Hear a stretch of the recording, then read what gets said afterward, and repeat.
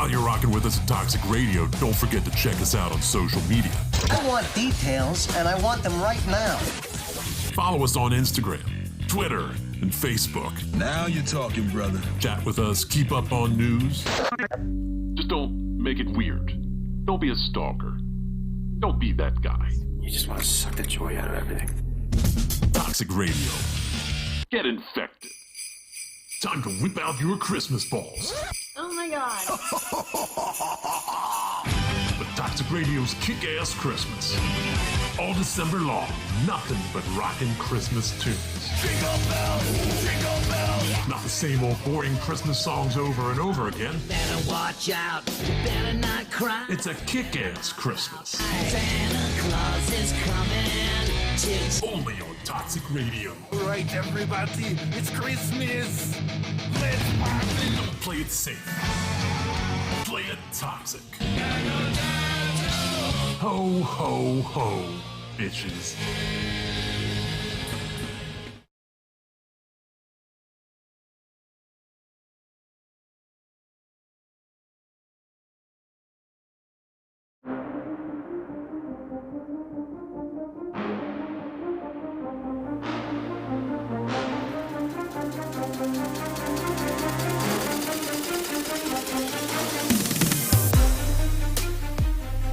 Welcome to show 62, the real one, Wire to Wire Sports Podcast. I am your host, Gene Walzak, and to my right, I got the man, the myth, the legend, Scholastic, Uncle Shally. What's going on? 62 part 2. To my left, I got Kent State's own, Cleveland's own, rocking the Browns hoodie, College Cottrell. Show's so nice, you gotta do it twice. Damn right, New damn York, right. New York. I'm ready to get rocking, baby. We had a crazy UFC card. We're going to go some NFL action. It's going to be a UFC NFL heavy show. Got some NCAA. We got some BOWLMANIA for you guys out there. Hopefully get everybody signed up. Get everybody, compete with everybody, see who has the best bowl game. Michael Robert Lafferty already checking in on the wire line. Mikey. Dana said it's official. It's Oliveira versus Gaethje. Might as well start there. Charles Oliveira with the win over Dustin Poirier, signed to fight Justin Gaethje.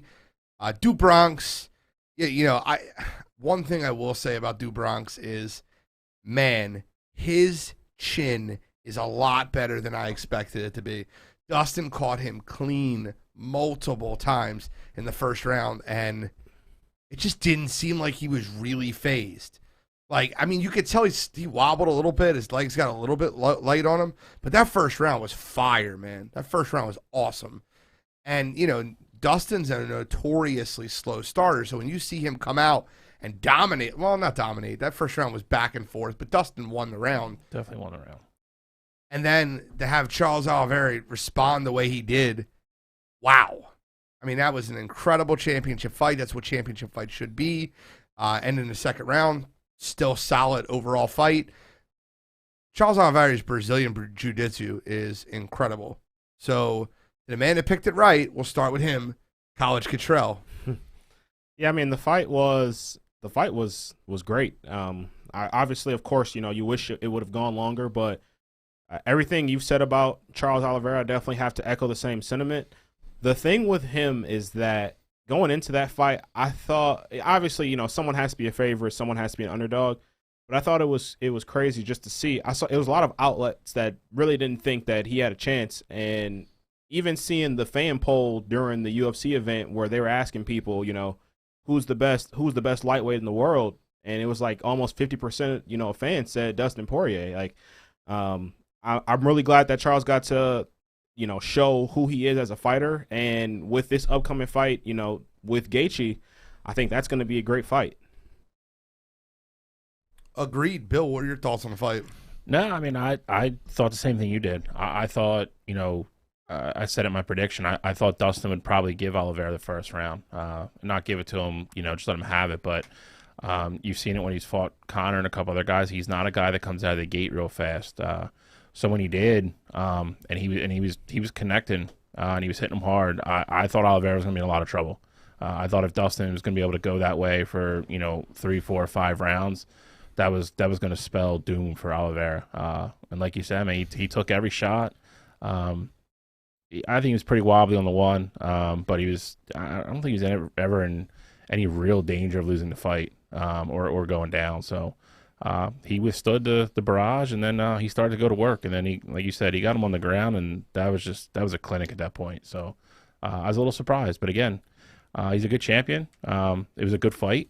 I'm still, I still think Dustin is a top 2 or 3 guy no matter what. But I'm also very excited for Oliveira Gaethje. I think that's a really good fight. I think it's a really good fight too, but I want to still give Charles his props. I think the one thing that I underestimated about Charles is his stand-up wasn't as good as Dustin's, but it rivaled it. It wasn't dominant. It wasn't like he wasn't dominated in stand-up. And he said the same thing with Michael Chandler. Michael Chandler had him hurt when they fought, and then he came back, but his stand-up was still there. I got to give Charles all the credit in the world, man. Guy's a lot better fighter than I gave him credit for, and I'm really interested to see how it will play out with him and Justin Gaethje. Now, the difference between Justin and Dustin is Justin's a lot better technical fighter than Dustin is. He's a cleaner fighter. I think he's a little bit of a cleaner striker. He's gonna be a little bit cleaner in the pocket. Doesn't have Dustin's power though, so I mean that leads you to believe. I mean, if the fight plays out the same way, Oliveira is probably going to try to go in with probably a very similar game plan that he had with Dustin. I think Gaethje's a better wrestler than Dustin though, so it's gonna be a little bit harder to get him to the ground. I personally think Dustin's a better fighter. I think Gaethje might be a little bit of a better matchup for Oliveira. But it's like really perfect. It's way to explain that. It's gonna be a good fight. And like you said, you got to give Oliveira his flowers at this point. He's been the underdog 2 fights in a row. He's the champ. And he beat Dustin, who was arguably the hottest fighter in the UFC. Along with Ngannou and a couple other guys. I mean, the dude's beat the who's who the last 2 years and beat people convincingly. So, I mean, you beat a fighter like that, on a run like that, you got to give him his credit. It'll be crazy. I think Gaethje's still more of a household name. I wouldn't be the odds on that. I haven't looked at them. I don't know if they're even up yet, but if they are, I bet you they're really close. I mean, Charles has to be a slim favorite in that fight. I bet you by the time the fight goes off, he's an underdog. I would go Charles minus 145, Justin plus 125. That's my prediction. I'm going with that right now. The crazy thing about it, though, is that with Charles Oliveira, he's so, underrated in the sense that as an all-around fighter from, a technical standpoint, he may have the best game in the UFC. Technical from the technical standpoint, Brazilian Jiu-Jitsu mixed with his stand-up, mixed with, his just submissions and everything, all things considered. I'm not saying he's the pound-for-pound best in the UFC, but just from a technical standpoint, he might be the best. And we got to see pretty much all facets of his arsenal that Saturday night. So what's funny? He's like Damian Maia that can strike. Because his Brazilian Jiu-Jitsu is that good, and Damian Maia can never strike at all. By the way, John Evans from Relationships 101 checking in. It'll be a good fight, but Do Bronx is unstoppable right now. Just want to read that out. Eric Rosenblum, Justin gets tapped in the first round. And then Michael Robert Lafferty, I don't know if these are real odds or these are his predictions. It says Oliveira minus 205, Gaethje plus 175. Well, I'm sure they're not out yet just because the contracts aren't signed yet, but hypothetically, they might be up. Are you looking? They hypothetically put a ton of fights up that aren't signed. And while we're talking about Eric Rosenblum, bro, stop stealing my statuses. Whatever do you mean, Bill? If you want to share them, I'm all for it. Share it. Don't copy and paste and then put them up. Beat your ass when I see you on Tuesdays pictures up. next year. It's obviously it's the more real status when you put pictures up. I guess you need more statuses. It's the ripoff. It's not the original. Listen, at the end of the day, he's laughing. He's laughing hard. I know. Brimstone fan club. Oh, yeah. Why don't you guys give proper credit to Brimstone, who has a fan base that extends it? Oh, Jesus Christ. This guy's just BJPen.com. Yeah. Those are the legit odds. Those are legit odds. Minus 205 and Gaethje be at plus 175. They're real odds. There you go. Ooh, it's even worse than we thought. I was saying 145. I was underselling it. I think that's a little high. I think the value right now is on Gaethje. That's a really good value on Gaethje. Like I said, I think the difference in that is, I think Gene hit it on the head. I think Justin's a little bit of a more technical, cleaner striker. Doesn't have Dustin's power, but he's definitely a better wrestler than Dustin. It's gonna be hard. He's way more technical. He's a smarter fighter. Yeah. Dustin's a better brawler, but I think that Justin, Jesus guy, I'm gonna just say Gaethje and Poirier. There you go. Gaethje is 100% smarter fighter. He's 100% the better wrestler. He's 100% the more prepared fighter when he walks in the ring. Dustin is 100%. Yeah, I don't want to say that. You can't say that with the way Dustin's fought the last 2 years, man. That dude's gone in, stuck to his game plan, went through all the Conor BS. I didn't say he's a better fighter. I didn't say you're a better fighter, but you just can't say I'm not agreeing at all that he's more prepared than Dustin. Dustin normally starts slow all the time. No, but that doesn't mean you're not prepared. That could be part of his game plan. He likes to go in slow, get his range, go in and feeling out people. Like, I'm not going to say Floyd almost getting knocked out in the first round, like 3 of his fights. But it's not getting your legs warm. No. That's not it though. But going out and feeling out around, like for example, Floyd Mayweather lost the round against Conor McGregor. I'm not going to say he wasn't prepared for that fight. Like, he's just feeling out who he's going against. It's a weird thing though. Gaethje loses that fight. Where's he go? I think that 155 division always has fights to be made.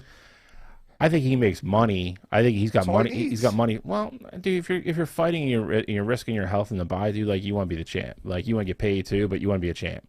This division is going to be consistently up and down, and I think that there's more and more fighters coming up. Obviously, you got your guy. Beneil Dariush, Islam Makhachev. That's probably going to be the number one contenders match for... Nobody wants to fight either one of those dudes. That's my point. For that division.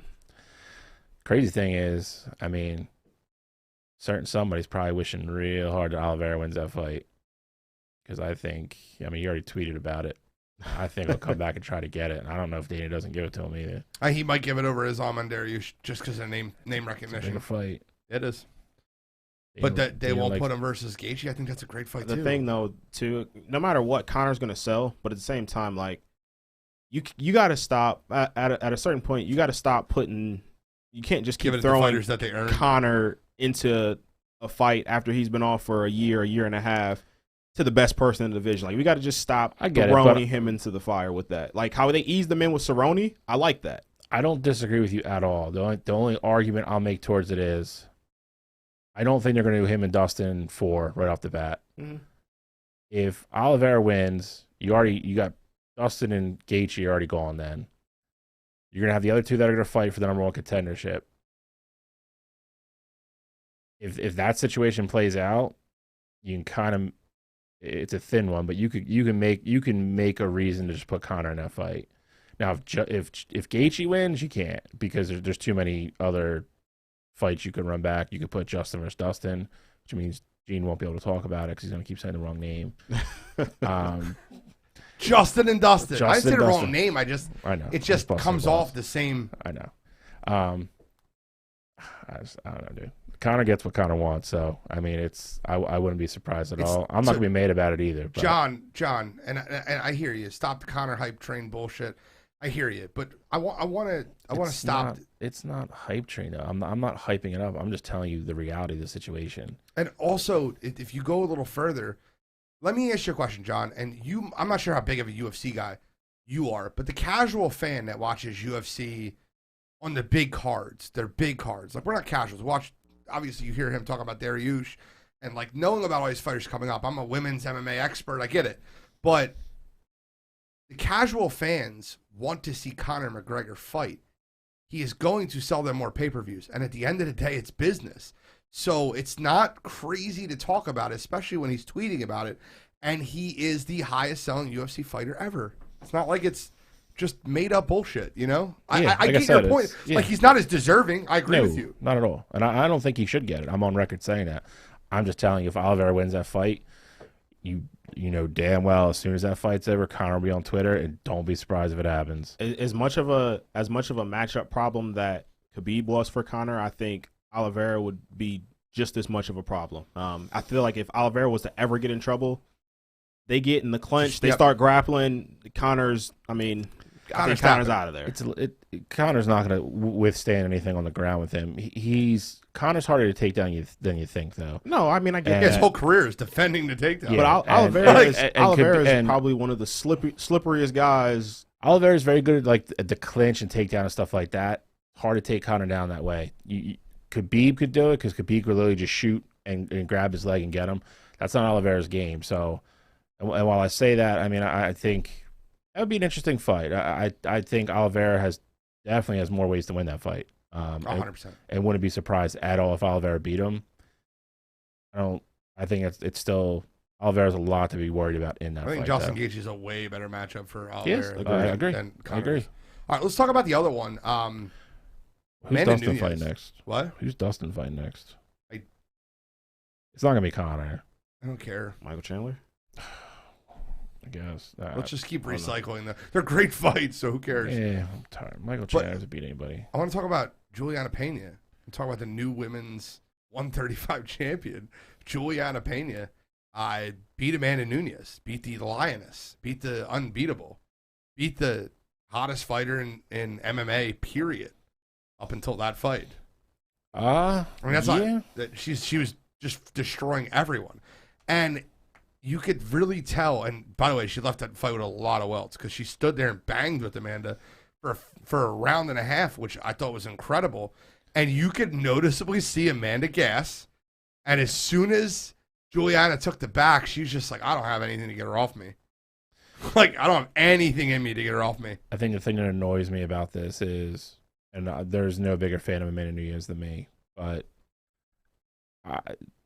the media is still making it more about what Amanda didn't do versus what Pena did do, and that annoys me. It's not Pena's fault that Amanda didn't show up in shape for that fight. She still went in, like Gene said, stood in front of her, took all those bombs, kept punching back. There's that one sequence where she literally jabs her in the face 4 times in a row, and you just see the look on Nunes' face. She's like, I don't know what's happening. She showed up. She thought she was going to walk through her. That's all part of it.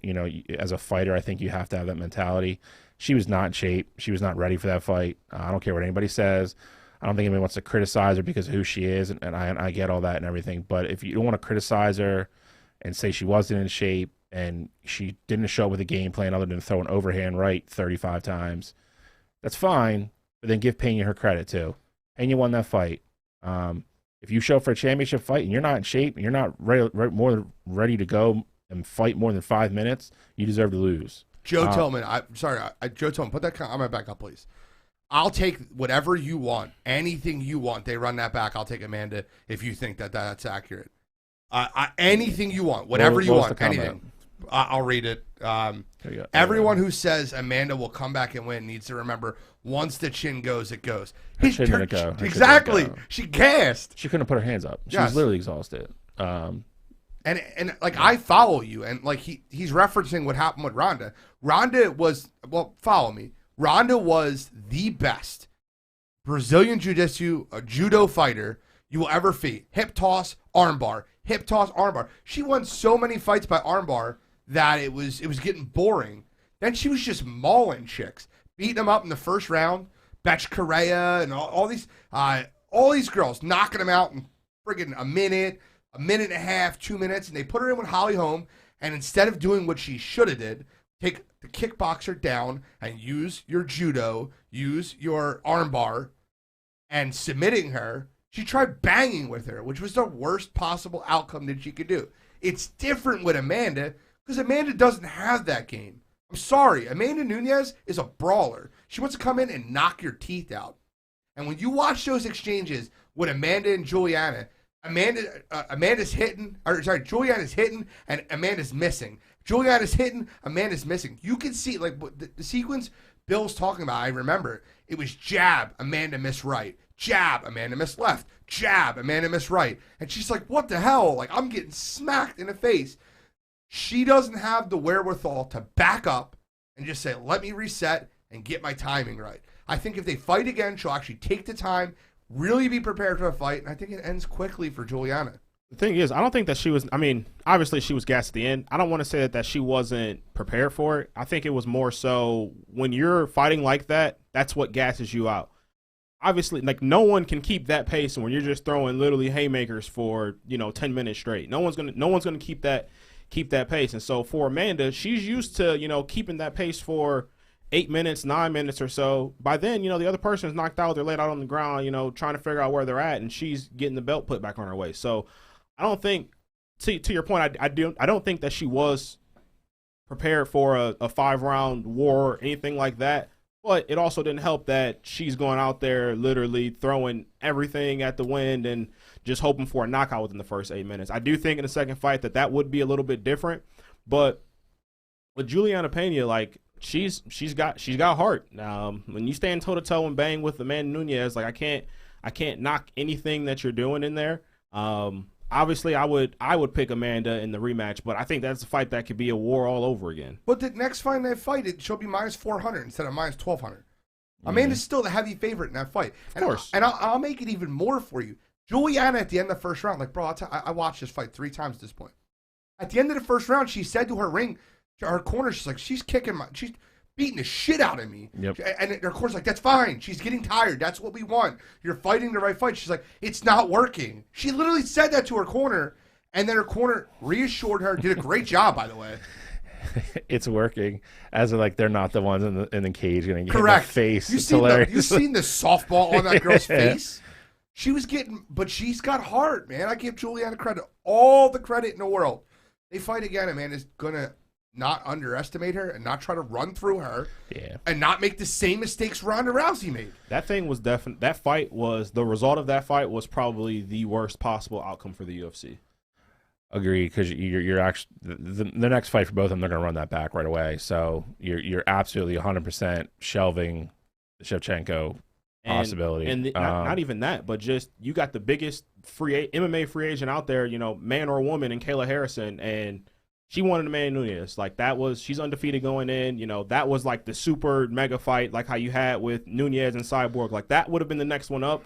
That would have sold all the money in the world, and that's got to be on hold. Though. As soon as, I don't think either one of them got a medical suspension. So, theory, you can run that back in 2 months, 3 at the most. And as long as they come out clean there. I think they run that for March. I think it's the first weekend of March. It could. That's like that's when I think I'm saying I haven't seen. I don't know. I didn't look in who got any kind of medical suspensions. I'm assuming neither one of them did. There was no knockout. I don't think either one of them broke anything. So Juliana has to have a broken orbital bone. Well, she had a softball in her face. If I'm Giuliana, I don't fight at least until May. That's fair. Listen, wear the belt 5 months. Yep. Like, why not? Yeah. Well, if that's the case, that'll screw Dana, because he's not gonna have anybody fight for the interim at that point. No, of course not. And you're not having stranger things have happened. You're not having the Amanda Harrison fight without a belt. So why don't you have Harrison fight a first fight in UFC so the hype gets huge? Like, bro, listen, as much as people want to talk about it, I would throw in there with somebody you just know she's gonna knock her head off in 30 seconds just to hype it up even more. Can't we dig up what's her name that just fought again? Can we dig up Miesha Tate, throw her back in there?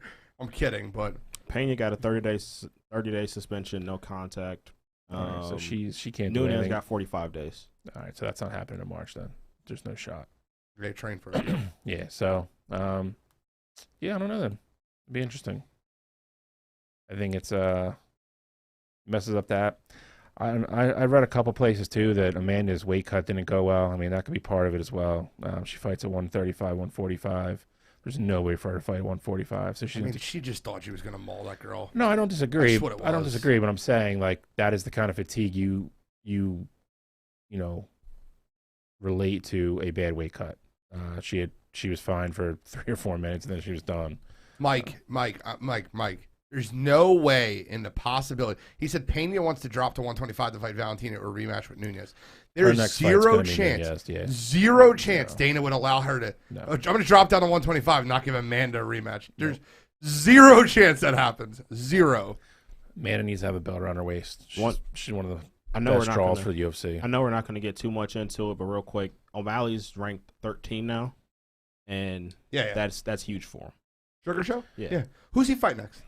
He's got to fight somebody, bro. So I got to give Sugar Show credit. Dana said that comment before the fight. Why do you not put him against people that can, like, big names? And Dana's like, he's not ready. And Sugar Show went out and said, I'm ready. I think if you're slow playing him, Pedro Munoz, the guy who just lost to Dominic Cruz in an incredible fight.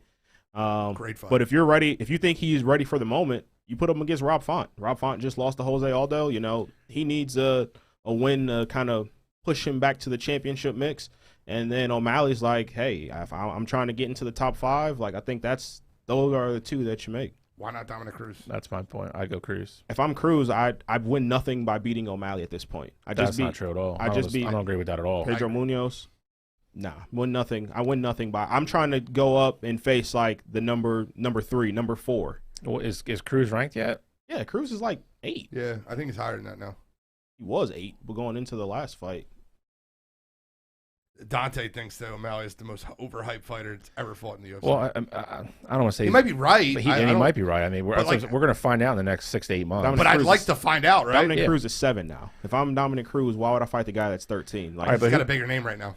It's true. I mean, yeah, but true. Fight's going to sell. That's not getting me close to the championship mix. I think Dominic Cruz wants to get a championship. All right, but who's in front of him, though? You could go Rob Font, Corey Sandhagen. Corey Sandhagen's not a bad fight.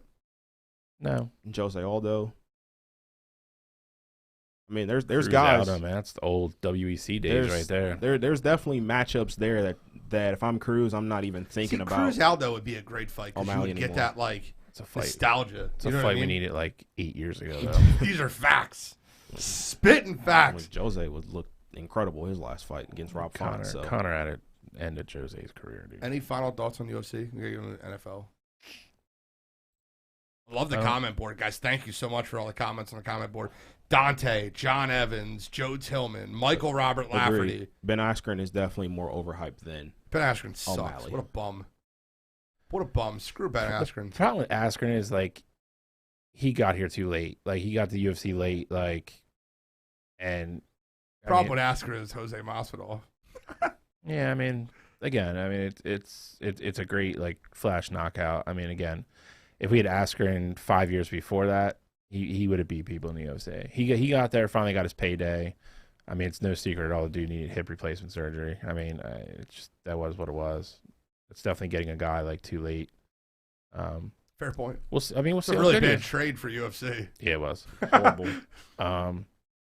So I mean, we'll see what happens. I mean, he's got, like I said, he's to the point now like he can't be given like minnows anymore. Like he's going to start fighting people. Yeah, no facts. The problem with him is he's a guy that if he does lose, like that, you knock off all like the shine on it. Like like he becomes like a guy where like he's probably not on the main card anymore. Dante loves to sub take shots. What's he saying? Casual fans would never appreciate that. Wait, Ben Askren? Shut up. Yes. You could say you don't like his fighting style. He used to maul people. We know he used to maul people on the ground, bro. He's got the UFC too late. Yeah, so. I agree. I mean, his only win was a Robbie Lawler controversial decision, so says everything you need to know about him in the UFC. All right, so let's get in NFL. And I just want to start here because we haven't talked about him in a really long time. The Philadelphia Eagles are in a fight for the 7th seed wild card playoffs. They're going against the Washington football team this week, who is dealing with their injuries and COVID situation, and their front office hiding stuff about their organization. They're in disarray right now. I'm waiting to get the call. They're gonna be pulling people off the street soon. But the question that's going around Philadelphia is not if the Eagles are going to beat Washington. He's not. Is it Jalen Hurts or Gardner Minshew? Minshew's going to play this week. I told you guys that as soon as the Jets game, shit. I literally said, here we go again. Here we go again. I'm not going to say anything. I'm just going to say at the beginning of the year, me and Gene both said this was going to happen. So I'm not even going to say the two magic words. I'm not even going to bring them up. But if you listen to Sirianni today, Kelsey came out. He's like, I'm playing. Sanders is like, I'm playing. And then they got to Hurts, and they're like, oh, like he's hopeful. Like he's not playing. He's not going to start. I don't think he's physically ready to play. You're going to play a very, very diminished Washington football team. They're going to be down around between 40 and 43 players, they said. If they can't field a team, they're going to forfeit because of the clause they came out with this year, that if an unvaccinated player is the one that starts the outbreak, which Sweat is, it's a forfeited game. They're not moving stuff around. How terrible is it that the guy with the broken jaw hasn't played in a month, started the outbreak? I'm sorry. No. I mean, you're not wrong. I mean, it's just bad luck. But I mean, that's the rule. So if they feel like they can't go to Philly and compete, Philly's not. There's no way with 4 weeks left to go in the season and coming off your bye, no, you're not getting another break. There's no way the Eagles are agreeing to reschedule that game. Like none. So why would they? And I wouldn't either. I would take the W. So Washington's either going to come up here with 40 guys and a couple ball boys, or they're going to forfeit. I can't see them forfeit. I don't either. I think they're going to play, but I think it's going to be ugly. So, but the thing is, though, is that, we say it all the time, money is the root of all evil. Do you, granted, of course you want to make the playoffs. Of course you want the win. Do you sacrifice all the revenue from the game itself to just get the win? Like, obviously you do as fans, but there's ownership to that. Give me some Herm Edwards. Why do you play? You play to win the game. Exactly. If you're giving me a W, and I don't have to put my team on the field with a bunch of guys who probably haven't and might not have tested positive yet, and even run that risk and putting my organization in the same spot the following week. Nope, I'll take it. The other thing, though, too, is that, yes, you do play to win the game, but this is the same organization, like higher-ups, with Laurie and Roseman, that, was angry that Peterson was throwing the ball to win the game instead of running the ball to win the game as opposed to throwing the ball to win the game. So, it's not always just about what's right, what's wrong. It's the optics of things get construed here, I don't disagree, but to piggyback on that, the biggest thing about Jeffrey Lurie, the biggest problem with him, what you just mentioned, is his ego. He doesn't want his football team not to make the playoffs this year. Jeffrey Lurie's got enough goddamn money, I promise you.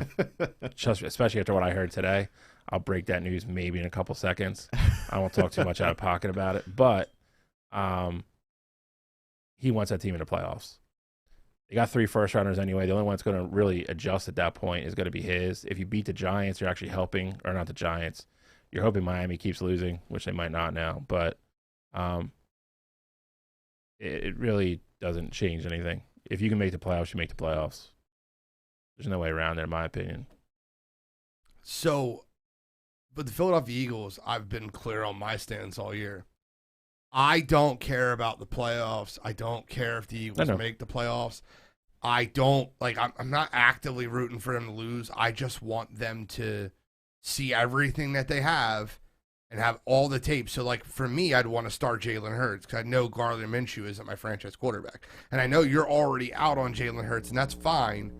But I'm not out on him yet, and I think he's a good leader, and I think he can develop.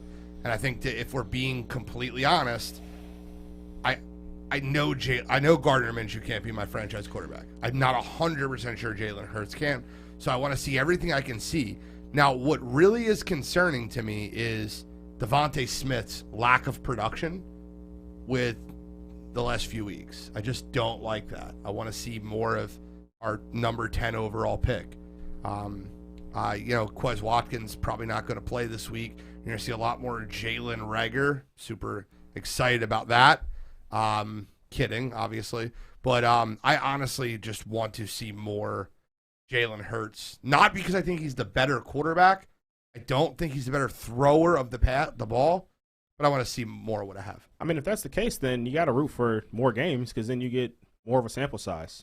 You'd be in a situation where if the Eagles made the playoffs, it wouldn't be a home game, obviously, with it being a wild card spot. But you get to see how Jalen, handles going on the road for a playoff game. So I think that'll be it'll be interesting for sure. Washington, I wasn't a believer in Washington, what they were doing with Heineke. Yes, the story itself was nice, but I didn't think it was sustainable. I actually think the Eagles win this game if everything plays. 100% think the Eagles are going to win a game.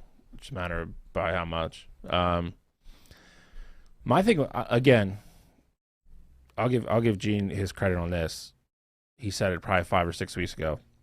They've still yet to beat a team with a good quarterback, and they're not going to face one towards the end of the season here. They're going to face either Heineke twice, maybe Daniel Jones. The only shot you have is beating Dallas with Dak, who's not playing well, assuming that game matters to Dallas. By the looks of it, it's not going to. So you're probably going to getting all Dallas's backups the last week of the year. You get into the playoffs, you're going to have to beat a good quarterback. We haven't done it yet. Yeah, they're going to get Aaron Rodgers or Tom Brady for sure. Yeah, we're getting smoked. So or Kyler Murray. Yeah, we're not winning that game. So my thing is, if Jalen's physically not ready, then he can't play. And if that's the guy, assuming you make the playoffs, that you want to be under center and start in the playoff game, then you don't play him this week. There's no reason to play him. I think Minshew showed you enough that he can lead the offense. You're going to play a very depleted Washington team, assuming the game goes off. Then let him rest. Let him rest and play next week. Like there's no reason to play Jalen Hurts this week. None. So I wouldn't start him. Touche. I would. I'm going to go with yes, and I'm going with Eagles win this Sunday, 27-13. Might be being generous there. Did Washington? Yes. You might be right. I'm not going to get more than 2 scores, so I'm not going to. I don't know if Washington scores for 30 points. The Eagles' defense isn't world beaters. Is it most of it is Washington's defense though, right? Their offenses. I mean, I know McLaurin left last week early, but their offense is pretty much McLaurin's banged up, so he's not 100% if he plays. Heineke's banged up. But most of the COVID stuff was their defense. So, like, I know their safety. Well, that and they're saying Heineke's probably going to play, so you're probably going to get Allen. I mean, so it's like, yeah, going to be interesting. Okay, so you have the Eagles? I do. What score? 21-3. Bill? 31-10. Okay. Let's move on to game number 2. We got the Packers at the Ravens this week. Oh, man. I don't know. We called it last week. I think all 4 of us said it with Gino. Don't know how much the Ravens can withstand injury-wise.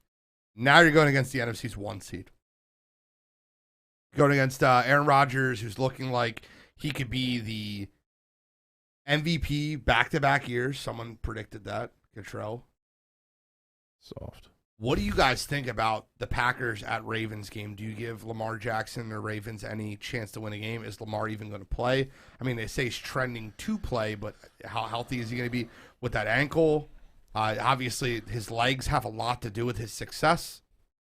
That's an understatement? No, I mean that's spot on. He's not going to be 100%. It's an ankle injury, and it held him out of the game in Cleveland.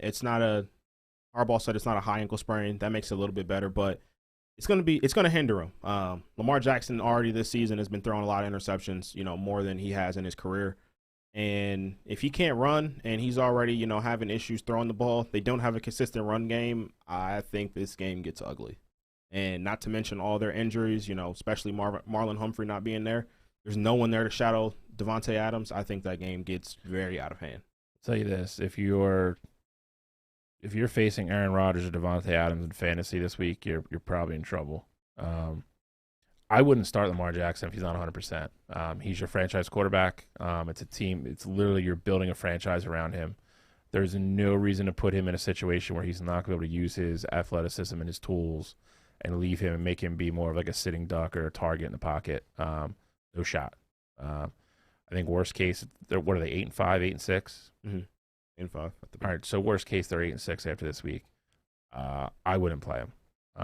If you're playing a crappy team where you think you can pull a win out and maybe like get around it and somehow win, maybe that's a different story to card him out there. I'm not putting him out there against Green Bay. You know what's coming to town. You know what you're going to get. There's no way. And I'll tell you what, dude. I give Harbaugh, I give Lamar Jackson, all those guys credit for fighting the way they do every week. With what they fought back last week, man. Yeah, dude. Cleveland tried giving that game away. They really did. They really did. It's that's what you want out of a team. You want the guys with a bunch of heart, the guys that are going to fight for you all the time.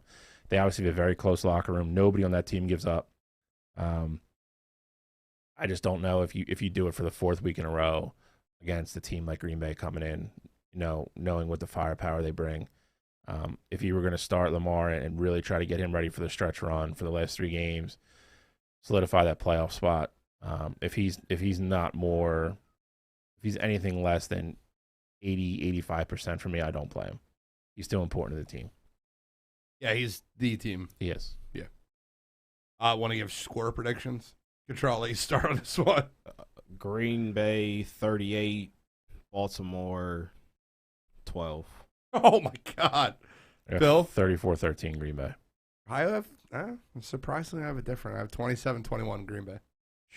Very close. A little bit closer than it should be. That's assuming you're assuming Lamar's playing now. Yeah, of course. Okay. Of course. I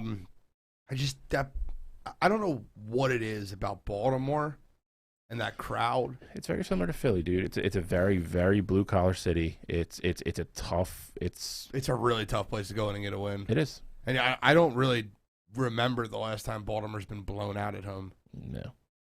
I guess it was But they've also had a lot of good teams. Like what the Yeah. product they have on the field now is the worst that team has looked in. I watched the years. way that team fought back last week at Cleveland. Yeah. And like the team just constantly picks each other up. And they have massive amounts of coaching.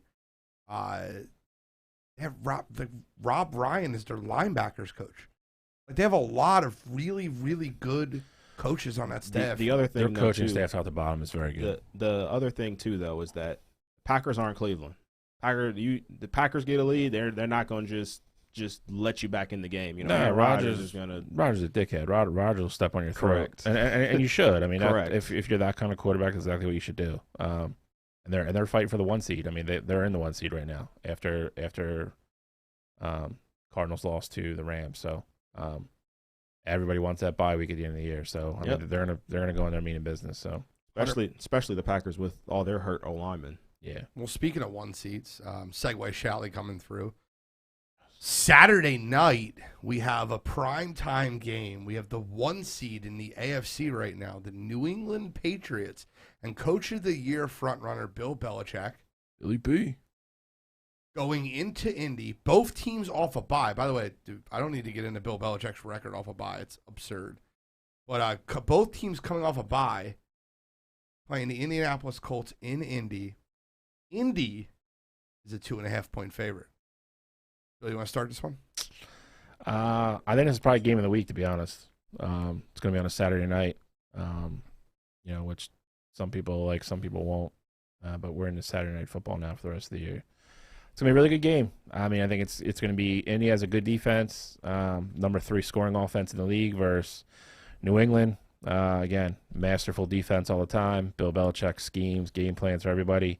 His number 1 goal in that game is going to be stop Jonathan Taylor. So, and if Indy can run the ball with Jonathan Taylor, set up Wentz for play action, I think Indy's got a really great shot to win that football game.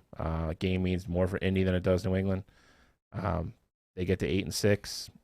They have 3 winnable games after this. So they get Jacksonville, the Raiders, and I forget who the Arizona. So and that's the toughest game they have left after this. So Indy's fighting for their playoff lives. It's a team, if they get in, nobody's going to want to play them. Not with Jonathan Taylor in that backfield. That offensive line is healthy and blocking, led by Quentin Nelson. They're steamrolling people, man. It'll be a very good game. I don't know what the over-under is, but I would, depending on what the number is, I would love the under. 45.5. Sharps are all over the over in that game. Really? Yeah. So like I'm such a weirdo, and like honestly, I can break down where like I find the money, and like I follow that. If you guys ever want, I can just really kind of break that down, which really sucks because like it's so tough picking NFL. Period. But picking the games by Wednesday is even tougher. Like my best bets this week, I didn't figure them out till Saturday. Like, and then Monday night, I was all over the Rams, and you guys all known it in my group chat. Like, I was texting you guys. I took the alternate line, Rams minus 3.5. Like, I was all over the Rams because the public killed on Sunday. And I got a $1,000 parlay this week, 17 parlay this week. So, like, if you just follow the money, you can kind of find out where sharp action is, and you can really just hammer the NFL. It's the easiest sport, in my opinion, to bet. But that's just me going on my tangent. As far as this game goes, 75% of the public is on the Patriots, which is what they want. They want everyone on the Patriots. It makes perfect sense with the Indy -2.5 line, them being 7 and 6, and the Patriots being the 1 seed. It's perfect sense for the Colts to win the game, and the Colts should win the game. I think that overall, top to bottom, they're a better football team, and I don't care that Mac Jones and New England's the 1 seed. They're a very good team. I just player for player, if you put them up against each other. Head coach Bill Belichick, hats off, my friend. But player for player, Indy's a better football team. They just are. Better offensive line, better running back, better quarterback, better wide receivers. It's the truth. And you can go defense, linebackers. You got Gerard Mayo, DeForest Buckner. Like, you can argue top to bottom. The Colts have better at every single position on the football field. There's defense. It's not that way. I think. You could argue that Darius Leonard, linebacker. Darius Leonard is like the star piece, but like the Patriots linebacking core as a whole. If you lined them up unit for unit, I think the Colts have the 2 best players. Correct. I think They're overall, the best cornerback in the league. I think Kenny Momo. I think overall, I think J.C. Jackson would like a word. I think overall, I think New England's defense might be a little bit better. You're right, overall, and I think that a lot of that has to do with scheme and Bill Belichick and Steve Belichick, the job they do there. But my point being is just player for player, like put them against the wall, pick them out of a lineup. Like, you're probably picking more Colts. Am I wrong there? I think offensively, I agree. Defensively, I don't. Okay, that's fair. So I'll go 31-24 Colts. So I think that game is going to be. I do think it's going to be low scoring. I got the Patriots winning 17-13. I think it'll be that low scoring. I'll go 23-20 Indianapolis. Okay. Rodrigo, you sunk my Blankenship. Hits a walk off. I think Bagley's their kicker. Yeah, now. I don't think Blankenship's back yet. He's done. I just love his nickname though. I still love him. And his goggles. Game of the week. Got to run it back. It was an amazing game when they played, in week 3? Chiefs-Chargers, week 4. Very early in the season. Amazing game. Chargers went for it on 4th down twice. Got the touchdown, and they beat the Chiefs. I think it was 36-33, something of that nature. Yeah, something close. Really good football game. Now they're playing Thursday night on a short week. They're playing at L.A., and I just, road dogs in prime time are like 68%.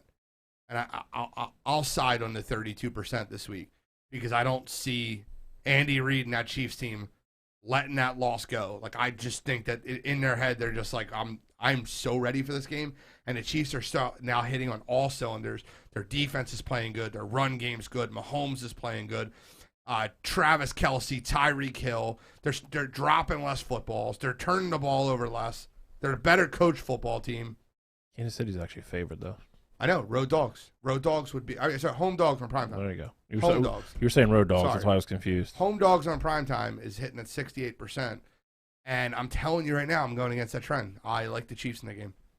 I like the Chiefs, too. A lot of what I said last week with the Cardinals-Rams game, I kind of echo those same sentiments with it's hard to beat a good team twice in the same season. The Chiefs, at this point now, I think that they are kind of showing that if they're not the best team in the AFC, they are, 1 or 2. The offense is really hitting their stride. The Raiders really pissed them off last week with the whole, team meeting at midfield. But Pat Mahomes and that Chiefs offense, they finally got it together. That's a great point. I just want to add on to it because, you lined it up perfectly. Last year, they beat them in Kansas City and then circled their stadium. And they made mention of that multiple times. You remember that, right? Mm-hmm. Last year, the Raiders beat them in Kansas City and then drove the buses around the stadium multiple times. So it was disrespect on top of disrespect. So great point, Cottrell. Yeah. If we were on what's that show? Where Around they the give Horn. Around the Horn. You'd be getting ding, ding, ding. Like, great job. Continue, my friend. The Chiefs offense right now, they really have everything clicking. With the Chargers, they are starting to really get banged up. Eckler's banged up. Obviously he's going to play. He's tough. That is a tough little dude. He's yoked, but he's little. Jeans man crush. But the Chargers are absolutely incredible. And quick shout out to we all had him on our list. Derwin James is playing like he's the best safety in football again. I love to see it. He said he was, as long as he stayed healthy. Yep. And it's funny, all the pundits didn't have him in the top 10. And we were like, what the hell were you looking at right now? Dude's a freak. Got to give you credit, though. You only have Buda Baker, and Buda Baker's been unbelievable. Buda is good. But continue. I apologize. I keep interrupting you. Shut up. I mean, I think this game's going to be – I think the Chiefs win by at least a touchdown. I think it's going to be relatively high scoring. Their defense has looked better. I don't think it's going to – they're not going to, force fumbles like that against this Chargers team. I see that game going 34-24 Chiefs. Love it. I'm actually picking this game, so. Would you like to give a breakdown, or you just want to give a breakdown when you do pick them? I'll break it down. I pick it. All right. Well, I'll pick. It's not one of my pick 'ems. I have the Chiefs win. I can't put it as my pick 'em because it goes against the numbers. And I try to err on the side of numbers. But I have the Chiefs win this game 37-27. 10-point win, high scoring. It's funny. It goes against both trends, too. When division teams play after week 10, the under hits, and then home dogs. So, the trends are telling you Chargers and the under. And asshole Gene's over here telling you the Chiefs and the over. I'm the big dumb public The right other here. thing, though, too, is that a lot of these division games later in the season are played outdoors. And with the Rams game, it's going to be inside the stadium. We got two high-powered offenses. When you don't get these kinds of divisional matchups later in the season, inside a dome like SoFi. So I think that also goes against it a little bit too. But I'm with you. I'm with you on both. It's my guy. It's my guy right there. All right, so let's get into Pick'em, brought to you by BetOpenly.com. Sign up for BetOpenly.com. Email me at gino8121@gmail.com. Let us know when you made your first deposit, and we will, hook you up with something. Just email me and let me know if when you sign up, make your first deposit, and send an email. But let's get into Pick'em. Cottrell, start us off. First game is a game that we already touched on a little bit. I told you I thought the score was going to be 17-13, so I am taking the under 45.5 Patriots at the Colts. My second game is going to be the under 40 with the Raiders at the Browns. I'm sure a lot of you have already seen. Browns have 1.5 million players in the COVID protocol, so they're going to be really hindered. Raiders offense isn't that good.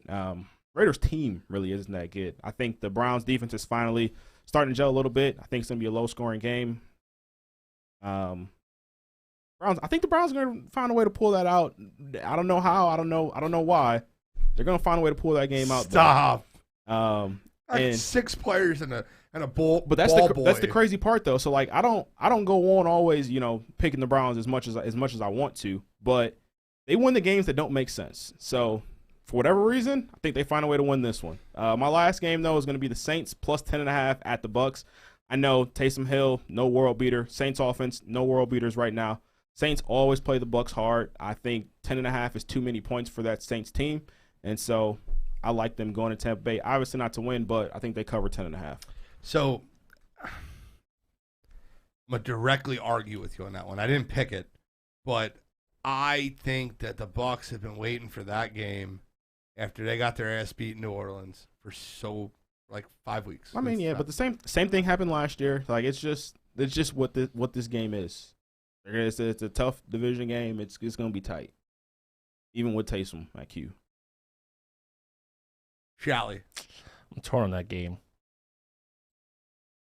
I kind of lean towards you, but I also see what Gene's saying too.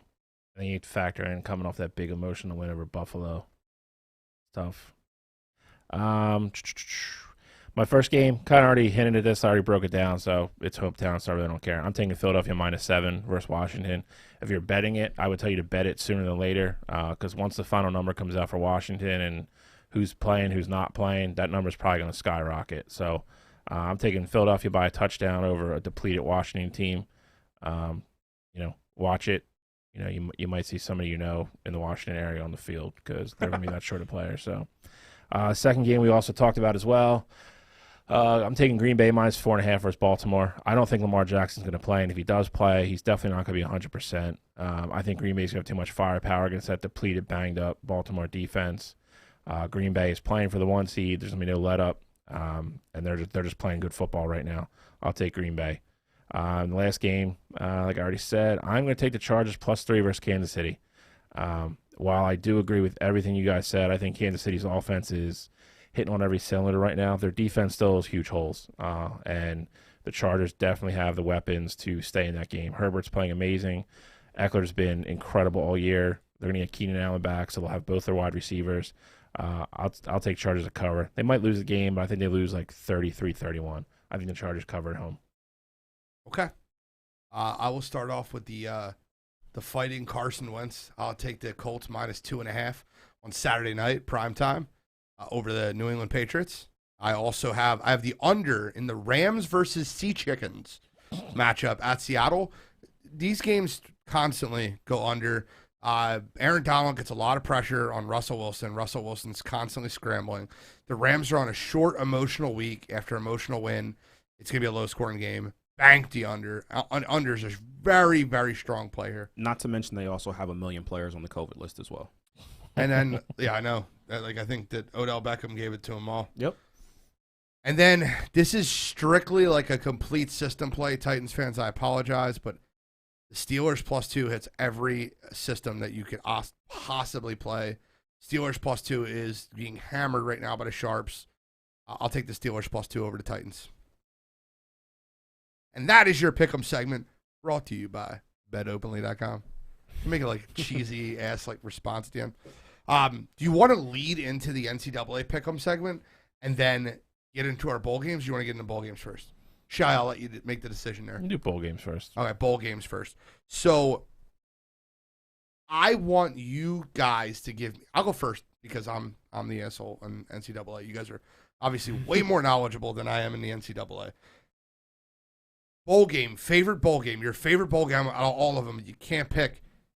Well, I guess you can, but it's kind of cheesy if you pick the playoff games. Not for me, it's not. Well, no, I get it, but like my point is to have another one. If you that's one of them. I have another one. All right. The game I'm most interested in watching, that's not a playoff game, is Oklahoma State versus Notre Dame. I really, really want to see it in the Fiesta Bowl. It's January 1st, 1 o'clock. What else are you doing? Sit at home, watch Oklahoma State, Notre Dame. It should be a good football game. I really want to see how Notre Dame plays for Marcus Freeman. I just think that there's two really strong defenses in this game. I think it'll be interesting to see Big 12 action versus Notre Dame, who everyone says overhyped all year, which I'm sure they are, but both teams get accused of being overhyped. The Big 12's overhyped, Notre Dame's overhyped, so I really just kind of want to see how this plays out. And like as a little second action, I'm really interested to see. I mean, obviously, if Penn State has a lot of people sit out, but I want to see Penn State versus Arkansas. I want to see Arkansas versus Penn State. Those are my two bowl games I'm most looking forward to. Want me to go? Go ahead. Number one, obviously, for me, is the Orange Bowl, Michigan versus Georgia, college football playoff. Whatever. Don't get smoked. I think it's gonna be a great game. I think between the two playoff games, it's gonna be the better game. But it's there's so much riding on that game. I'll be, a nervous wreck all day. But I'm obviously looking forward to watching Michigan play in the playoff finally. The second one for me, it's more about the venue, more so than who's playing in it. But I do think the Rose Bowl is always my favorite. The pageantry, the parade before it. I play out in Pasadena at the Rose Bowl, just gorgeous. And I actually think Ohio State versus Utah is going to be a very good football game. You're a fraud. I'm not a fraud. You're such a fraud. Pick the Rose Bowl, baby. I love the Rose Bowl. It obviously has direct connections to the Big Ten all the time. So I think that's going to be a really good football game. I honestly think that might end up being the most competitive game. It might be the best bowl game when it's all said and done. I think it's going to be a very good game. Let Cottrell pick his Buckeyes, bro. You don't need to add on to his bullshit. I'm not adding on to any bullshit. Cottrell, go ahead. Tell us how much you want to see Ohio State play in the Rose Bowl. Of course I love the Rose Bowl, but I actually don't have Ohio State in either of the two bowl games that I picked. What? There you go. Nah, you sound silly. Both of you guys are frauds. Of course, Rose Bowl, granddaddy of them all. But two I picked were, I was trying to keep it, non-biased as possible and not go with any of the big ones. And go with actual matchups that I like. Clemson versus Iowa State in the Cheez-It Bowl in Orlando, Florida, is a game that I'm intrigued in, especially because, preseason I was so high on Clemson. I was so high on Iowa State. I thought this was a match that we could see in the playoff. I will be watching that game for sure. That should be called the Underachiever Bowl. For the year. The other game that I'm interested in is San Diego State versus UTSA in the Frisco Bowl in Frisco, Texas. And a fun fact about that bowl game, Kent State's first and only bowl game win happened in that game in 2019. So does Kent State get a win this bowl game? I think so. I do think they beat Wyoming in the Idaho Potato Bowl. Got Wyoming by double digits. I'm not like trying to be a smart ass when I say this, but like some of these bowl games for players are like, you hit the lottery, and some of them you don't. You go to the Bahamas or you go to Idaho. That's exactly what I was bringing up. We were talking about that before. So Kent State didn't have a better season than who's going to Bahamas? Buffalo. No. Or Toledo. Toledo.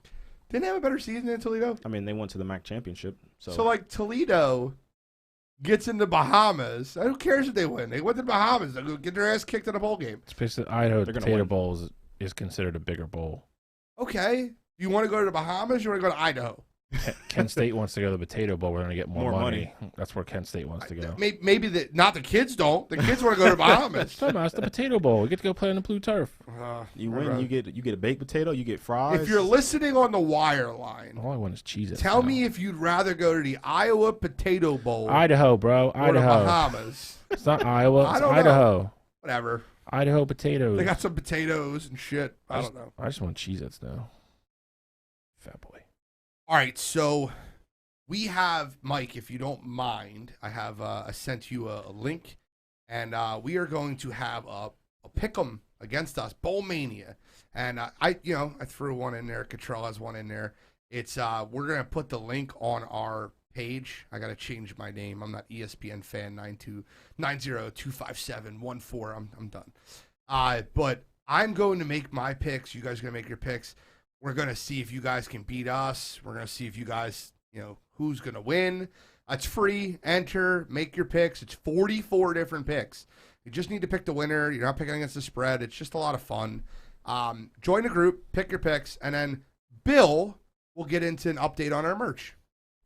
Right now? Yeah. Update is I don't have an update. No, I'm just kidding. So, I don't have the mock yet. Probably have it tomorrow.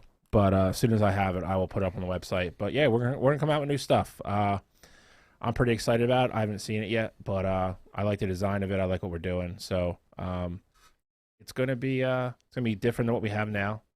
It's gonna be with Scud Sports again. So it's gonna be local. I think everybody's gonna like them. So as soon as they see them, we're gonna start selling them. Shout out to Mike and Kurt for dealing with our bullshit, because we are really a pain in the ass to deal with. Don't include me in that. I am. I'm like, oh, yeah, you guys knew. They make the designs. I'm like, send me this. They send me that. I'm like, oh, we don't like any of them. Let's try again. So I don't get paid for any of that. So I appreciate them going above and beyond it. What? The first three ones are bad. Yeah, I mean, new one's going to be fire. Bill is way better at a creative designer than I am. So Bill designed it and then Gene models it. Then I'm just here. No, bro. Oh, you're doing a dramatic photo shoot again? I'll do it with the Tims and the Jordans. Tims? No, Jordans. I mean, it might be snow outside, so Tims might be in season. Exactly. Might be in season. Exactly.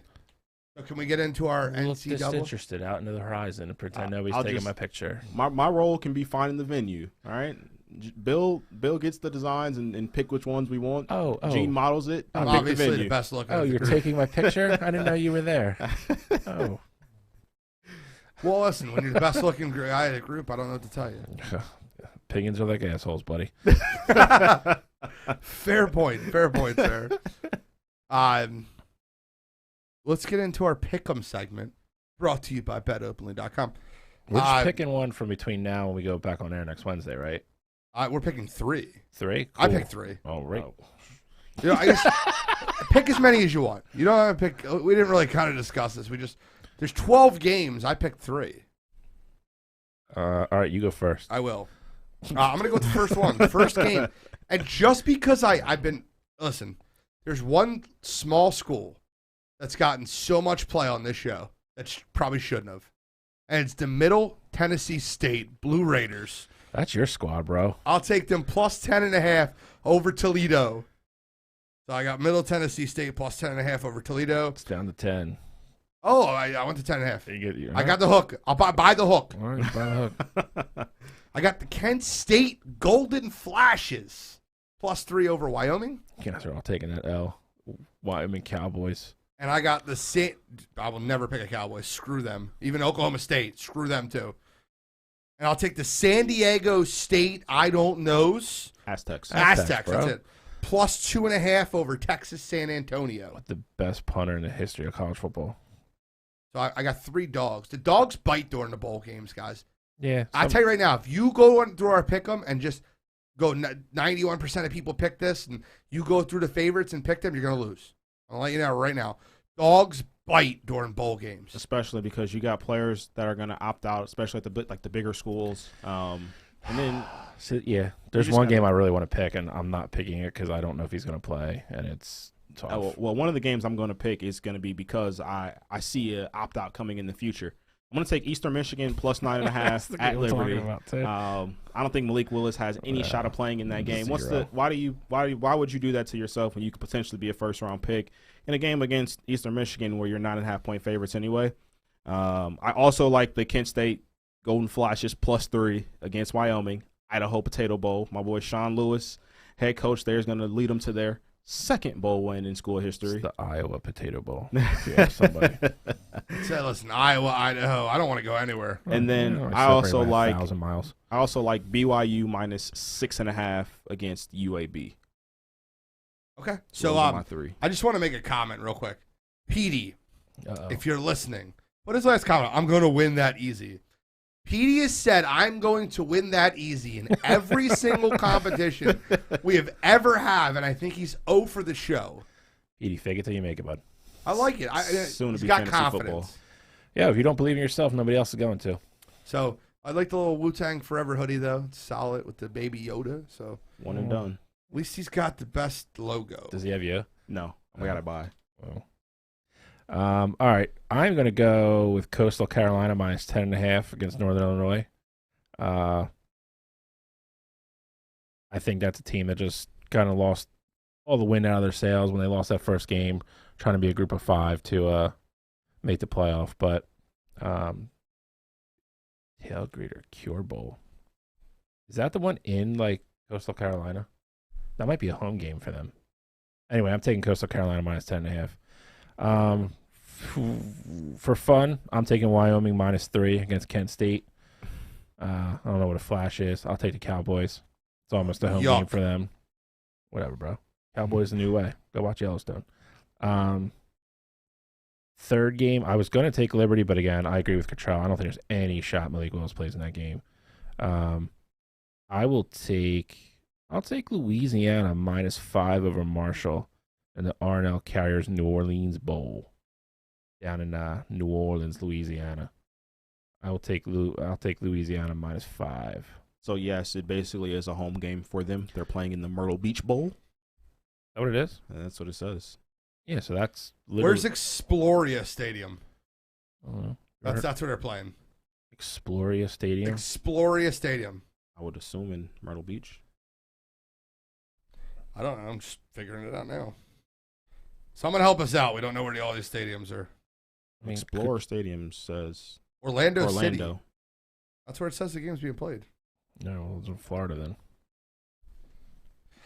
Okay. I did good in geography. I did great in geography. I just don't know the name of the stadium where it's at. Beg to differ. I'm a stud in geography. Oh, well, you should confuse Iowa and Idaho. So Iowa and Idaho are the same thing. That's not true. They are the same thing. It's like North Dakota, South Dakota. Same thing.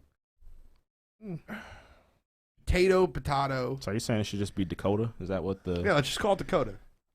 Just I- like Kansas, like Arkansas and Kansas. That was some really, really gangster shit Arkansas did. They just put an AR in front of Kansas, and we're like, we're Arkansas.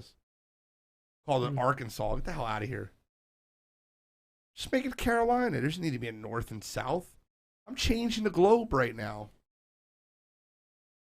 RJ talking shit on the wire line, not saying much there, Gene. Real quick, while we're on the topic of college football, I just wanted to do a flash update of the big names in the transfer portal. Spencer Rattler went from Oklahoma to South Carolina. It's a nice jump up for him there. He gets reunited with one of his former coaches and Beamer's kid, Shane Beamer. Yeah, one of the 4 people in the country that still believe in him. Michael Penix Jr. is going from Indiana to Washington. That's a move backwards as well. Quinn Ewers is going from Ohio State to Texas. That's the interesting one. And then we got 5 big names still. I mean, there's more, obviously, but 5 big names still in the portal. Bo Nix leaving Auburn. Adrian Martinez leaving Nebraska. Dylan Gabriel leaving UCF. Keaton Slovis leaving USC. And then, of course, Eli Ricks leaving LSU. I think the interesting name in that mix would be Bo Nix potentially going to UCF to be back with Malzahn. I'll tell you right, man. I'm telling you, I think there's a shot he ends up at Ole Miss. I really do. I think so too. Absolutely, just stick it to Auburn. But I just think that going in your own conference, in the transfer portal, is a big no-no. I don't. I mean, not if you're trying to still make it to the league and play good football. I mean, you can say what you want. UCF's a step backwards there. Most of these guys are going to step backwards. I think the best one is Mullet Boy going to Texas. I mean, that's the best school out of all of them. So Mullet Boy, bro, he's got a Joe Dirt mullet. He does. It's a Texas kid, man. Yeah, that's what he is. Okay, so we have a nice, fun father-son golf tournament to talk about. We do? Father, son, brothers, whatever. Tiger Woods is coming back. I just want to kind of get what your guys' thoughts. What? Just father, brother. I mean, I think it should be any family, right? I think it could be mother, father, daughter. And you can have anybody. Yeah, because Nelly Korda, who's the #1 women's golfer in the world, she's playing with her dad, who's Peter Korda, which used to be a really good tennis player. Yeah, it can be anything. It's not. There's father, dads. The son being the professional and playing with their dads. There's Tiger situation where he's playing with his son. It just has to be a direct thing. I just think that Charlie's going to outshoot Tiger.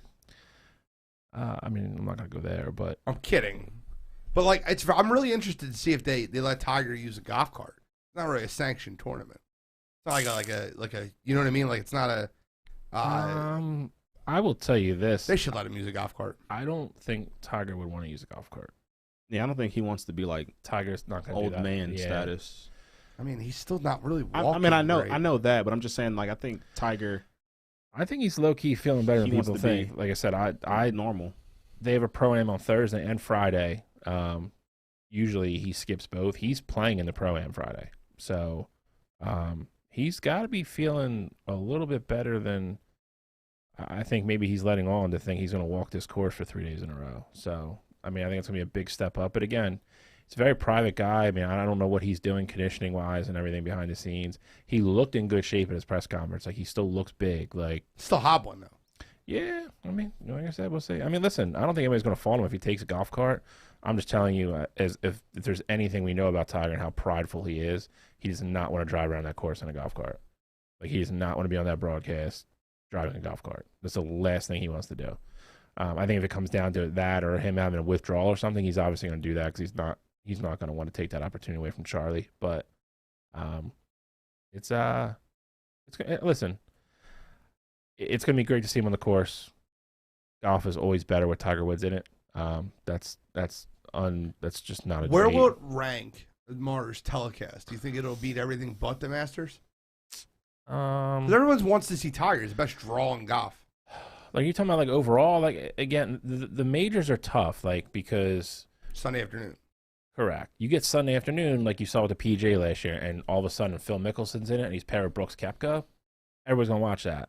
Masters, everybody's gonna watch because it's Father's Day and just because it's the Masters. But yeah, if you get a U.S. Open or a PGA, and the leaderboard is stacked on a Sunday with Brooks, Rory, Morikawa, any of the DeChambeau, any of those guys. A lot of people are going to tune in for that. I really didn't. I was waiting for Meathead, but I didn't think I was getting DeChambeau. Yeah. Shocked. I mean, Bill's feeling very nice today. It's in the holiday spirit. Yeah, getting close to Christmas. Whoop-de-whoop. Try not to be a Grinch. Told him I'm too Grinchy.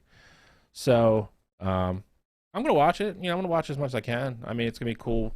I'll tell you this, man. As many people are going to tune in to watch Tiger, everybody loves Charlie, man. Charlie stole the show last year. And I think it's really cool to watch somebody like Tiger, like his demeanor and how he actually like coaches Charlie. It's a different side of Tiger that you don't get to see. I think for as much as, he's a killer on the course and how mentally strong he is, to kind of see that softer side and see that he still is a father and, he has that compassion for his son and wants the best for him. I think it's fun to watch. And Charlie's a really good little golfer. So You think they're going to try to win? Absolutely. Listen, there's nothing Tiger Woods doesn't try to win at. You play to win the game. Exactly. No, they didn't try to win the last time they played it. I think last year was more about last year was definitely more about Charlie. Tiger. They took most of his shots. Yeah. Tiger getting Eric him out just there. alluded to that, by the way. Yeah. Tiger getting him out there. Well, they shortened the Charlie tees a little bit this year, though. Because I think there was some good nature ribbing going on behind the scenes. Because, like, on the par fives and stuff last year, he was teeing off 150 yards, between 120 and 150 yards ahead of all the pros. And he's too good for that. He's hitting drivers to like 100 yards from the green. And then you got Tiger coming up chipping now. So they moved him back a little bit this year. So it'll be interesting. But it's just fun to watch. There's a lot of really cool pairings in it this year. I will tell you that there's going to be another pairing that's going to draw a lot of attention. John Daly is playing with his son. That will be fun. They literally go by John Daly and Little John Daly. And his son's a very good golfer. Actually, has a gorgeous golf swing. Nelly Court is playing this year, like I already mentioned, with her dad. He used to be a professional tennis player. It's cool. We actually talked about this through our text messages.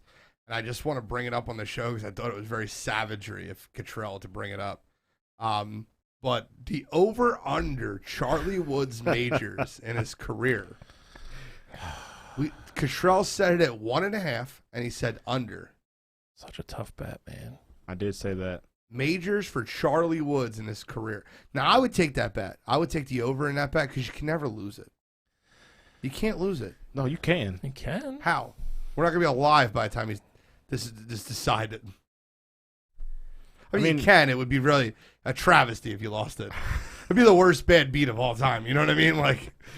The other thing too is that Charlie's still young. Obviously, we're assuming that he goes on to turn pro and golf and things like that. But there's might be something in him that when he turns 15, 16, where he's like, I just want to golf leisurely. Like, I don't want to go on tour. I don't want. Yeah, but I'd be a scumbag. I'd be like, he might want to come back to golf at 48 years old. Of course. 100% would. Don't make that bet with me. We just don't know what the future holds with Charlie. I mean, Charlie's obviously going to have the genetics to be a good athlete. He obviously loves golf. I also don't think Tiger is going to push him the way his father pushed him. I think we've seen, as great as Tiger Woods turned out, the damage behind the scenes that it's caused as well. So, that's a fair point. Charlie can end up being a great basketball player. He can end up being a great baseball player. Like, you just don't know. But it's a tough bet. It's an interesting bet. I mean, the problem with it is, I think if you take the under and then he does decide to play golf and he's a good pro, I mean, I think the over would be heavily favored. Well, if you had to pick it right now, I would pick the over. And we'll just say the expiration date is 2035. No, 2045. So he's 12 now? Yeah, it'd be 24 years from now. So 10 years from now. By the time he's 35. 2031 will be 22. So I would want to at least 2050. I said 2045. 5 years is 20 more majors. 2045. I want 2050. You taking the over-under? Over. 2045. 2050, I'm taking the over. What do you got? So at 2045, are you taking the under? That's correct. That's what I'm setting the line there. I'm trying to get him. I'm trying to bait him into it. I'm taking the under. I'm taking the under. I'll still take the over. I'll say it again. I'll still take the over. 2045, 2050, 2055. Give me the under. Damn. All right, I'll sign it up. 2055. Let's do it right now. I'm hitting the over heavy. I ain't gonna be here until 2040, 55. He won't be here to collect that bet. I get it. Who's your pick for the week? I don't have a pick for the week. Do you? I do. I mean, I'm gonna go. This is like a. I'm gonna go with JT. That's who I'm picking. Oh, Jerk off. JT and his dad Playing just with coming his back dad. from his dad's been sick last year. I'll go JT and Mike Thomas. We haven't talked enough about this topic, so I just wanted to bring it up. How do you guys feel about the NBA season so far? It's nice seeing that Steph finally broke that record. That's kind of like what I wanted to get. That- It's cool to watch last night. Yeah. That record is going to be ignorant by the time Steph's career is over. Like he may Ignorant. double the record. That was a Like, great. It's Great word. that not record is going doubling to be stupid. Like he may end his career with like 5,000 3-pointers. Like it's going to be something just absurd. And I think it's going to be untouchable. I think that's going to be the new untouchable record in the NBA. I don't disagree with you. He did it in 510 less games Yes. Yeah. than Ray Allen. And then like Steph's not even and to put it in perspective, Steph's still at the point now where he's MVP caliber. I'd assume he stays this level for at least 4 more seasons. And then even after that, he hasn't even hit the stage in his career where he's just spot up shooter, where he's just coming off screens and just, hide me in the corner, I come off a screen and just shoot threes, like how Ray Allen did at the end of his career. So like we got it probably at least, 7, 8 more years of just Steph Curry I don't think just he's playing those 40, bro. raining 3-pointers. Like I don't think- why wouldn't he? I don't think he's playing those 40s too. If you're playing MVP caliber now, I think the thing that makes Steph Curry so amazing is the fact that he can do it off dribble, off the ball. Like, yeah, spot up shooting, he's going to be good, but like I think the thing that makes him so good is he can do it from anywhere in the court, off dribble, off ball. Whereas I think when you're 40, I don't know if that's like you said, like he'd be a yeah, but he would be an absolute liability defensively. I think he's gonna break down. but I mean, bro. just Small. seeing what Ray Allen was for like as a championship piece on that Miami Heat team. Like But he was obviously never- Ray wasn't the guy there. He's way better than what Ray ever was. That's true. And he moves around way more than Ray. He's had way more injuries than But I'm just Ray. saying, It's as you get older, you adapt to what your skill set is. So I I mean, think it's fair. he'd be able to It's also less go to another physical. team. It's also even a less physical NBA than it was when Ray Allen started. The game's designed for guys to play longer now. He gets beat up a little bit because he's a little guy, but his biggest thing are his ankles. It's always his ankles. But if they hold up, I mean, I don't think it's 40's a wild number, guys. 40, Come on. 40 is a wild number to play the way he wants to play. 40 What's is the a wild problem? number. 37. He's breaking down now. Oh, out of here. And he's a horse. I wouldn't say he's breaking down now. He's Plays playing. way He might more. win MVP this year. Who? Steph Curry. Oh, Jesus! I thought he was talking about Bron. I was like, No, wow. Steph. About to cut the I was talking about microphones off. Bron was breaking down right now. Yeah, but Bron's probably going to play at least. You don't think Bron can play 3 more years? Not at a very. He's breaking down now, and he's a He's like breaking down 6'9" now. speck of athleticism. Like Breaking down now, you're still averaging like 25, 7, and 7. Like I think Yeah, he but could you're still. gonna start to see the cliff. Like, Yeah, of course. It's inevitable. yeah. 5 it is. times undefeated. Yes, he is. I mean, it's not undefeated. It's got 1 loss right now. Brady is beating it right now. Yeah. There's going to be a time. I know. I'm just kidding. Father Ty was playing rope-a-dope with him. Is there any team that really stands out to you right now, like that's doing much better than you expected, much worse than you expected? Cleveland Cavaliers, baby. I mean, Cleveland's a lot better than I thought they would be. I would say Golden State. Like, I thought they were going to be good. I didn't think they were going to be 23-4 good. 23-5. Yeah. So, Without Clay. Without Clay, if you would have told me that, I probably would have called you a liar. Not to mention they little still get James Wiseman back too. Yeah, I'm a little surprised Denver struggled out of the gate as much as they did, but they kind of ready the ship a little bit. Dallas is doing what Dallas does. They're going to be like 4 games over 500 at the end of the year. Apparently Carlisle might get fired, so there's a lot of disconnect between him and Luka. Apparently, Lucas seems like he's got a problem with everybody. Luka's turned into a baby. Yeah, people 100%. People don't want to say it, but he is. Yeah, I'll say it. I Lucas mean- a baby. I don't know his situation with Carlisle, but if I'm playing with His another, situation with Porzingis. but that's what I was going to get at. If I'm playing with another star caliber player and you're giving me nothing, I'd be like, why are you here? You're taking up $35 million of our payroll and you're scoring 14 and averaging 8 rebounds a game. Like, I kind of feel Luka in that aspect. Oh, of come it. on, bro. They had a whole video of like Luka, like Porzingis being wide open and Luka taking ridiculously tall, awful shots. Like Porzingis wanted out of Dallas because he's not getting the opportunities there because he's not getting the ball enough. Like so, you know what that sounds like? What? Odell Beckham Jr. I guess Too late in the show for I'm that. just saying. I'm just saying that's what it sounds like. I guess, but like to be fair, Porzingis, and I'm not gonna make the NFL comparison because it's a fair comparison, but Porzingis is not a point guard, so you rely on someone getting you the ball, and when you have a ball dominant guy like Luka, like, and he's not giving you the ball, and he's taking weird off the wall type baskets, crying to the officials every 5 seconds. Like I don't like him. You know, it's funny. I really liked him when he came in the league. I loved him in that series versus the Clippers when it was like him against the world. And, like, I really am starting to dislike him now, the way he acts like a baby. Issues with Carlisle, issues with Porzingis. Like, I just feel like he's a baby. No? Am I wrong? I mean, I'm not saying I disagree with you, but I'm just saying, like, I feel Luka in the sense that if I feel like I have another all-star caliber player and you're not performing to that level, I would have a problem with you It's as like well. Zion's punk ass, too. Him crying to get out of New Orleans 1 year after they drafted him number 1 overall. Shut up, dude. You fucking play basketball and shut up. That was more his camp and his parents, I think, more than anything. Yeah, I think Zion's just, I'm here to play basketball. He in shape, too? No, he's apparently huge. I know. He's apparently like 300 pounds. That's my point, man. Like, dude, like, go be dominant. Go be Zion. And then in 4 years or 5, do what LeBron. Listen, outside of the decision, LeBron did nothing wrong. Gave him 7 years, worked his balls off, and left. No, the decision was what was wrong. Decision was wrong. Agreed. Zion doesn't earn the right to do that shit in year 2. Carlisle's not at Dallas anymore. We need to stop saying that. Jason Kidd's a coach of Dallas now.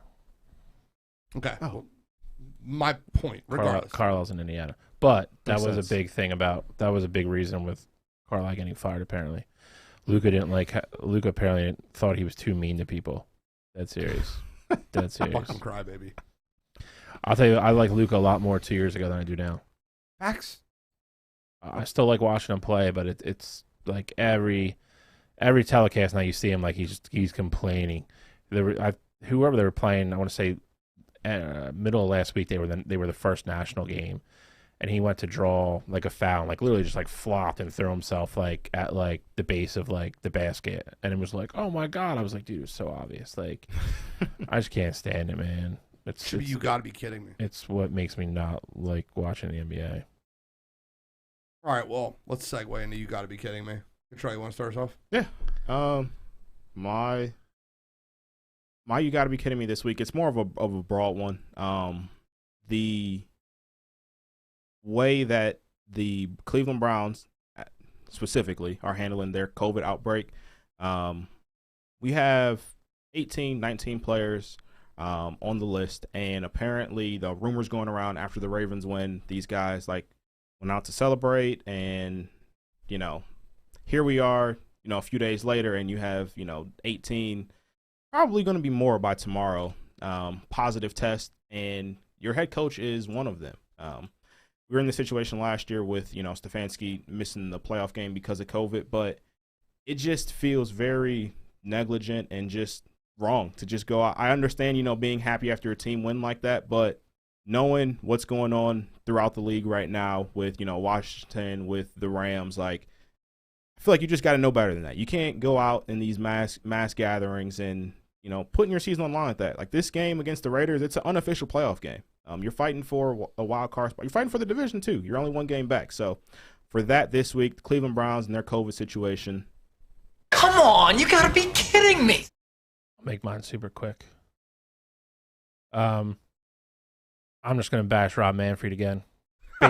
Baseball's locked out. I think I'm gonna try to get fired Rob Manfred trending on Twitter because I'm just tired of it. I'll help you. I'll retweet it. There's been no movement at all between the two sides. They're so far apart they can't even get in the same room and talk for more than 7 minutes at a time. He's doing nothing to try to bring the two sides together, which is what he's supposed to do because you're the goddamn commissioner of a sport. Again, dude, you suck. I'm just tired of you. I pray to God they bring baseball back in the spring because if they don't, I'm going to be really upset. But right now it looks like it's going to be a long lockout. So for this week, one more time. I think it's like the 6th time I've used him because he's that awful of a commissioner. Rob Manfred. Come on, you gotta be kidding me. Mine recently came out, and I just couldn't not use it. Urban Meyer's having a really bad time in Jacksonville right now. And just today, reports came out that Josh Lambo alleges that Urban Meyer kicked him. And, you know, he was asking about the situation, and Josh Lambo was stretching, and Lambo said, Meyer said to Lambo, "Hey, dipshit, make your fucking kicks," and then kicked him in his leg. Lambo said it wasn't a 10 out of 10, like he obviously could have kicked him harder, but he obviously could have kicked him softer. It was more like a 5 out of 10. But Lambo characterized the kick as a 5 out of 10, then told Tampa Bay Times, he told Meyer, "Don't ever fucking kick me again," Lambo said to Meyer. Meyer said, "I'm the head ball coach. I'll kick you whenever the fuck I want." Listen, Urban Meyer's not having a good year. And I think Bill said it perfectly. If you don't mind summing that up, Bill. He was a great college coach on the field. Not going to take anything away from what he accomplished. He is not a good role model. He's not a guy that you'd want to send your son off to school with for 4 years. He's a horrible NFL coach, and he's a worse human being. He's a horrible – I needed that line. Great college on-the-field coach, horrible NFL coach, and an even worse human being. I needed that like ringer. So for this week, Urban Meyer.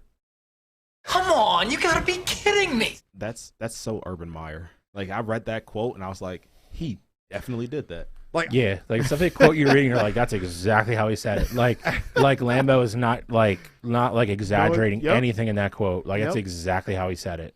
RJ even said Robinson was a top 5 running back last year, and he's ruining the team. And I don't think it's a surprise that he's sitting Robinson for a running back that used to play at Ohio State, Carlos Hyde. Well, apparently he fumbled a couple weeks ago, and he just said, it wasn't – he sat him after that, and it wasn't because of – it wasn't disciplinary. But since that fumble, he had, like, his snap count is a wild number. He sat 20 straight snaps in that game. Yep. Well, and even when Carlos Hyde needed a rest, they put the 3rd string running back in. Well, the interesting dynamic to that is that Trevor Lawrence was on Robinson's side and went to him and was like, he needs to play. Trevor Lawrence doesn't like Urban Meyer right now. He doesn't at all. So, I mean, you now have he's gone, bro. You now literally have the face of your franchise for the next 15 years not on the same page as your head coach. Head coach is going to lose that battle every time. So, question for you, just before we get off air. Who's the Jaguars' next head coach? I have an idea. I know who I want. I'm like right here. Look at me. I got it. But you go. Byron Leftwich. I think it's so perfect for this person too. By the way, Byron Leftwich is not a bad one. I really like that one. Byron Leftwich, I actually kind of like. I like that one a lot. It's not who's on my mind, but I'm of the same mindset. I think you know mine already. Don't use mine. I do, so I'm not going to say because I think I know who you're going to say. 100%. Go ahead. No, you go. No, I don't. Byron was one of the guys that popped into my head, and I think the guy that you're going to say, so I'm not going to steal it. It's Eric Bieniemy. Eric Bieniemy is 100% the perfect fit for that team. I would love. What are you going to say, Bill? Dougie P.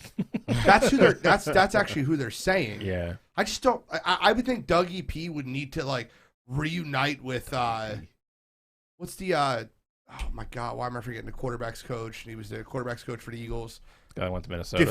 John DeFilippo. You would need him to be your OC then. I don't think Doug Peterson's the guy that's going to mentor that quarterback into who he wants to be. I think Bieniemy is. You got them. Joe Brady's name's probably going to get floated around there. RJ said Peyton Manning. Peyton Manning doesn't want to coach. No, Peyton Manning's got the best cushiest job in football. Yeah, facts. The life. Facts. That dude lives the life.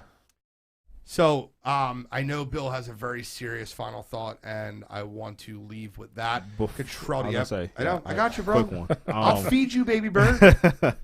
For the soccer fans out there, if you didn't see the news, Sergio Aguero is retiring from soccer. He's leaving Barcelona, 33 years old. Definitely was unexpected. He will definitely be missed. He was still I'm not going to say he was a top 5 player still, but he was still a really good player. So the game loses a good one. Heart arrhythmia. You have anything? No, sir. I was just playing a yawning sound when he was talking about soccer. Hold on, let me try it again. You're such a hater. It didn't work. No, Surprised it didn't we work. should have gotten in the Champions League draw. That's what we should have done. Really piss him off. I was trying to get the yawning sound when he was talking about soccer. Sorry. Didn't work. No. All right, so Fail. try to get through this. Jesus. All right, so guy that me and G know, we played softball against him for a long time. He's actually a guy that I golf with quite a bit the last 2 years. Dennis Storty, his family experienced a pretty tragic thing this morning. His daughter Olivia passed away. So another bunch of people that listen to the show, and kind of everybody from the softball community, the league that we play in, we started a GoFundMe for his family, just to help out with any kind of expenses that we can. I will post the link on our page and my personal page when we get off the air.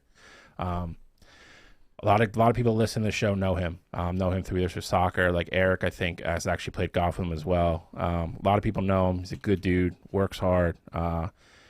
Went through a long battle with his daughter, fought a lot of different things, and unfortunately this morning she just succumbed to all of it. So really tough spot for the Storty family right now. The show obviously sends all their best wishes and their thoughts and their prayers. Anything you can give. I know it's a tough time of year. A lot of families are tight on money with Christmas next week. But anything you can give to help out would be greatly appreciated. I'll share any other information I have after I get off air, because I think we're going to try to do like a food drive type thing or something like that as well to help them out. So anything you can give would literally be very appreciative. Tough time of year to lose a job. Not that any time is good, but the week before Christmas is rough. I can't imagine. So if you have any questions, reach out to me privately through message, text me if you have my number. And like I said, everything I have I'll post on the show and on my personal Facebook page. On a very somber note, this is show 62, Wire to Wire, signing up.